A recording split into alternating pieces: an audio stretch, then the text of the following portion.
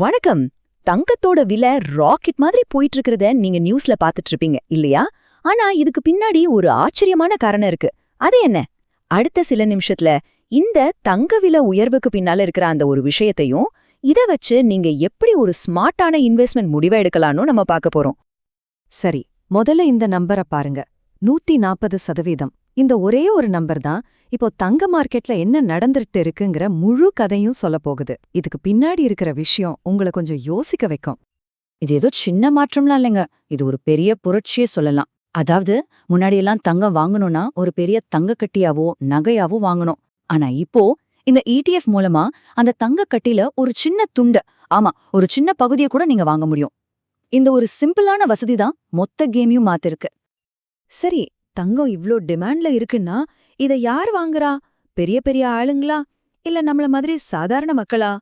இதற்கான பதில் நீங்க நினைக்கிற மாதிரி இருக்காது. வாங்க என்னன்னு பார்க்கலாம். இந்த சார்ட்ட கொஞ்சம் பாருங்களேன். ஒரு பக்கம் மக்கள் நகைகள் வாங்குறதும் தங்க காசு வாங்குறதும் குறைஞ்சிருக்கு. ஆனா இன்னொரு பக்கம் பாருங்க, ETF மூலியமா தங்கத்துல முதலீடு பண்றது மட்டும் அடேங்கப்பா 1000% மேல அதிகரிச்சிருக்கு. அதாவது மக்கள் தங்கத்தை ஒரு பொருளா பாக்குறத விட்டுட்டு ஒரு முதலீடா பார்க்க ஆரம்பிச்சிட்டாங்க. இது ஒரு மிகப்பெரிய ஷிஃப்ட். இதோட விளைவு என்ன தெரியுமா? 2025ல மட்டும் தங்கத்தோட விலை 53 தடவை புதுசா வரலாற்று உச்சத்தை தொட்டிருக்கு. இதுல என்ன ஒரு வேடிக்கைன்னா, விலை ஏற ஏற மக்கள் இன்னும் அதிகமா வாங்க ஆரம்பிச்சாங்க. இதுக்கு பேரு தான் ஃபீட்பேக் லூப். விலை ஏறுது, அதனால வாங்குறாங்க. வாங்குறதுனால இன்னும் விலை ஏறுது. இது தங்கத்தோட விலையை எங்கேயோ கொண்டு போயிட்டு இருக்கு. சரி, எதுக்கு திடீர்னு எல்லாரும் தங்கத்துக்கு பின்னாடி இப்படி ஓடுறாங்க? இந்த கோல்ட் ரஷ்ஷுக்கு காரணம் என்ன? இது தானா நடக்கிற ஒரு விஷயம் கிடையாது.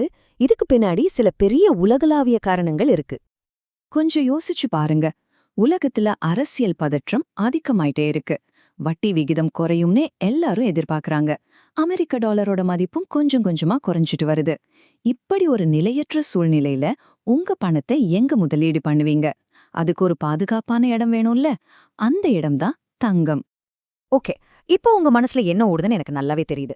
அப்போ நான் வச்சிருக்கிற ஸ்டாக்ஸ் எல்லாத்தையும் வித்துட்டு தங்கத்துல போட்டுறலாமா? இது ரொம்ப முக்கியமான கேள்வி. இதுக்கான பதில தான் இப்ப நம்ம பார்க்க போறோம். நிஜமாவே ஒரு ரீட்டைல் இன்வெஸ்டரா இருக்கிறது இப்போ கொஞ்சம் கஷ்டமான விஷயம்தான். ஒரு பக்கம் பார்த்தா பங்குச்சந்தை ஏறுமா இறங்குமான்னு தெரியல. இன்னொரு பக்கம் பார்த்தா தங்கத்தோட விலை மட்டும் ராக்கெட் மாதிரி போயிட்டு இருக்கு. என்ன பண்றதுனே ஒரு குழப்பமான நிலைமைதான். வாங்க இத பத்தி கொஞ்சம் தெளிவா பேசுவோம். இங்கதான் ஒரு முக்கியமான விஷயத்த நம்ம புரிஞ்சுக்கணும். இண்டஸ்ட்ரியில இருக்கிற ஒரு பெரிய எக்ஸ்பர்ட் என்ன சொல்றாருன்னு கேளுங்க. தங்கமும் வெள்ளியும் பங்குகளை ரீப்ளேஸ் பண்றதுக்கு இல்ல, அது உங்க போர்ட்ஃபோலியோவை ஸ்டெபிலைஸ் பண்றதுக்கு, அதாவது நிலைப்படுத்துறதுக்கு. சிம்பிளா சொல்லணும்னா, ஒன்னு ஸ்டாக்ஸ் இல்லனா தங்கம் அப்படின்னு வைபாட் பண்ண வேண்டிய அவசியமே இல்ல. ரெண்டுமே உங்க போர்ட்ஃபோலியோல இருக்கலாம். இதை இப்படி சிம்பிளா புரிஞ்சுக்கலாம். வெள்ளி ஒரு ரோலர் கோஸ்டர் மாதிரி. டக்குன்னு மேல போகும், ஆனா அதே வேகத்துல கீழியும் வரலாம். ரிஸ்க் அதிகம். ஆனா தங்கம் அப்படி இல்ல. அது ஒரு ஸ்டெடியான, ஸ்மூத்தான ரயில் பயணம் மாதிரி. பெரிய த்ரில் இருக்காது, ஆனா ரொம்ப பாதுகாப்பா போய் சேர வேண்டிய இடத்துக்கு கொண்டு போயிடும். அதனாலதான் பல அனாலிஸ்டுகள் தங்கத்தை இப்ப பரிந்துரைக்கிறாங்க.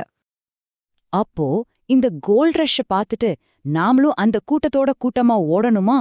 இல்ல அதுக்கு பதிலா நாம ஒரு ஸ்மார்ட்டான முதலீட்டாளரை யோசிக்கணும். ஒரு சூதாட்டக்காரர் மாதிரி ட்ரெண்ட ஃபாலோ பண்ணாம ஒரு ஸ்ட்ராட்டஜிஸ்ட் மாதிரி இத ஒரு கருவியா பயன்படுத்தணும். முதலீட்டு உலகத்துல இது ஒரு கோல்டன் ரூல். நல்ல கவனிங்க. இதுக்கு பேரு போர்ட்ஃபோலியோ டைவர்சிஃபிகேஷன். அப்படின்னா என்னன்னா, உங்ககிட்ட இருக்கிற எல்லா முட்டியையும் ஒரே கூடையில வைக்காதீங்கன்னு சொல்றதுதான். அதாவது உங்க பணத்தை ஒரே இடத்துல போடாம பங்குகள், தங்கம், பாண்ட்ஸ்னு பல இடங்கள்ல பிரிச்சு முதலீடு பண்ணலும். அப்போதான் ஒன்னு சரிஞ்சாலும் மத்ததெல்லாம் சேர்ந்து உங்களோட முதலீட்டை காப்பாத்தும். கரெக்டா சொல்லணும்னா, தங்கத்தை ஒரு லாட்டரி டிக்கெட்டா பார்க்காதீங்க. சீக்கிரமா பணக்காரராகலாம்னு நினைக்காதீங்க. அதுக்கு பதிலா அது உங்க போர்ட்ஃபோலியோக்கான ஒரு இன்சூரன்ஸ் மாதிரி நினைச்சுக்கோங்க. மார்க்கெட்ல ஏதாவது பெரிய புயல் அடிச்சா அது உங்களை பாதுகாக்கிற ஒரு கேடயம். சரி, தங்கத்தோட முக்கியத்துவம் என்னன்னு இப்போ நமக்கு நல்லா புரிஞ்சிருச்சு. இப்போ அடுத்த கேள்வி, சரி இதுல எப்படி முதலீடு பண்றது? வாங்க அதுக்கான சில பிராக்டிக்கலான வழிகளை பார்க்கலாம். இதுல நீங்க எந்த கேட்டகரியில வர்றீங்கன்னு பாருங்க. நீங்க இதுவரைக்கும் தங்கத்துல முதலீடே பண்ணலையா? அப்போ உங்க போர்ட்ஃபோலியோல ஒரு 5-10% வரைக்கும் கொஞ்சம் கொஞ்சமா கோல்டு ETFல சேர்க்கறத பத்தி யோசிக்கலாம். இல்ல நீங்க ஏற்கனவே பங்குகள்ல அதிகமா முதலீடு செஞ்சிருக்கீங்களா? அப்போ அதிலிருந்து கிடைச்ச லாபத்துல கொஞ்சத்தை எடுத்து தங்கத்துல முதலீடு பண்ணி உங்க போர்ட்ஃபோலியோவை பேலன்ஸ் பண்ணலாம். மூணாவதா, நீங்க ரொம்ப ஜாக்கிரதையான ஆளா, அப்போ அவசரப்படாதீங்க. மார்க்கெட் எப்பவும் ஒரே மாதிரி இருக்காது. விலை குறையறதுக்காக வெயிட் பண்ணி சரியான நேரத்துல முதலீடு பண்ணுங்க. ஆனா ஒண்ணு, கடன் வாங்கியோ ஒரே இடத்துலயோ மொத்த பணத்தையும் போட்டுறாதீங்க. சரி, நாம இப்போ நிறைய விஷயங்கள பத்தி பேசிட்டோம். இப்போ இது எல்லாத்துலேருந்தும் நாம கத்துக்கிட்ட முக்கியமான விஷயங்கள மட்டும் ஒரு தடவை தொகுத்து பார்த்துடலாம். சுருக்கமா சொல்லணும்னா 4 விஷயம்தான். 1, இந்த கோல்ட் ரஷ்க்கு முக்கிய காரணம் நம்மள மாதிரி நகை வாங்குறவங்க இல்ல, ETF முதலீட்டாளர்கள் தான். 2, தங்கத்தை ஸ்டாக்ஸ்க்கு ஒரு மாற்றா பார்க்காதீங்க. அது உங்க போர்ட்ஃபோலியோக்கு ஒரு ஸ்டெபிலைசர், ஒரு பாதுகாப்பு கவசம். 3, விலை உச்சத்துல இருக்கும்போது அதுக்கு பின்னாடி ஓடாம உங்க முதலீடுகளை மறுசீரமைக்கிறது தான் புத்திசாலித்தனம். கடைசியா 4வது விஷயம், உங்களுக்கான சரியான ஸ்ட்ராட்டஜி உங்ககிட்ட ஏற்கனவே என்ன இருக்கு, உங்களால எவ்ளோ ரிஸ்க் எடுக்க முடியுங்கிறத பொறுத்தது.